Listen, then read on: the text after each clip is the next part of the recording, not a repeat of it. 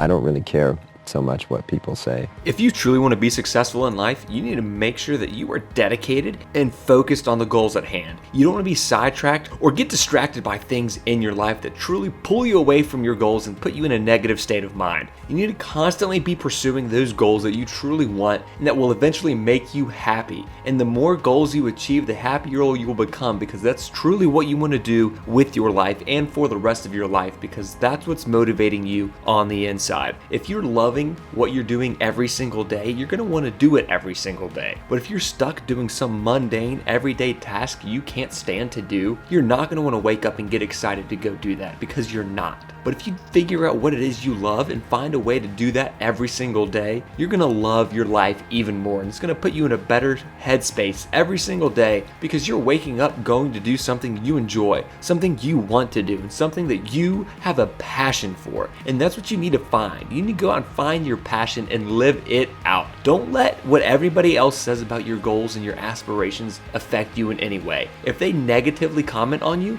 you should take that and use that as motivation to push harder, stronger, and faster towards your goals, because that should give you motivation to want to be able to prove them wrong and prove yourself right and show them that you are able to do anything you want. I didn't know what to take from it, so I would create my own universe.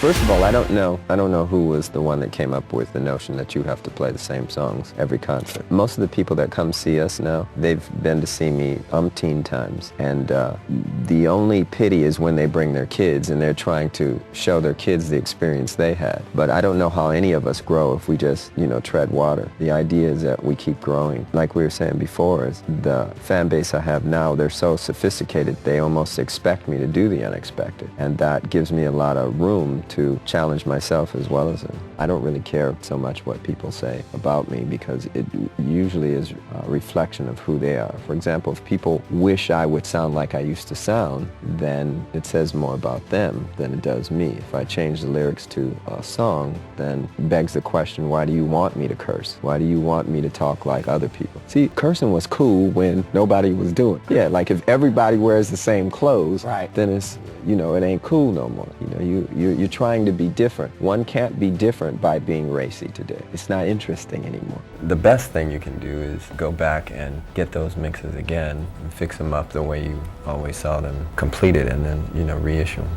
I don't worry about too much anyway. No, I think once I started writing Slave on my face, I pretty much knew the outcome. I mean, you have to understand that that word on one's face pretty much changes the dynamic of any meeting that you're in when they see it. That's what makes the world go round, and we all need each other. Again, it's about good mentoring and good teachers. I had a lot of good people around. The other thing I have to point out, though, is that my father was so hard on me. I was never good enough, and there was something about that. It was almost like the army when it came to music. It's like, that's not even close to, he'd say, it's not even close to what I'm doing. And he'd play again, and I could hear it. John Blackwell, my drummer, he's the same way. His father taught him the same way. We learn like that. We learn from being shown. It doesn't come from books and just reading it. We need to be shown, So it's just having really good teachers and a bar that's so high. You can tell whether they're beneficial if someone's respectful of you, respectful of you when they're not around you. I find that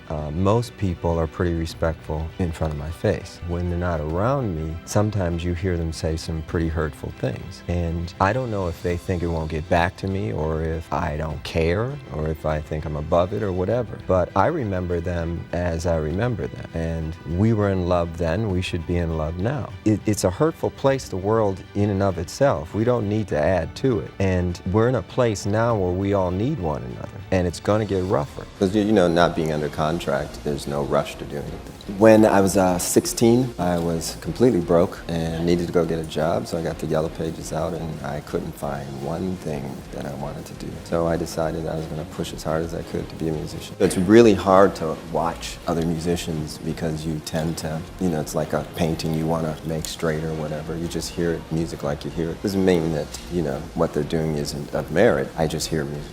A lot of fine musicians in the group right now, and I'm learning from them. So as much as I'd like to teach, I also like to learn just about the money, but it's about justice and fairness. And when people say that they love you and they respect you, but at the same time take, 80% of your earnings, then expect you to fix your own communities, and they'll probably edit all of this out.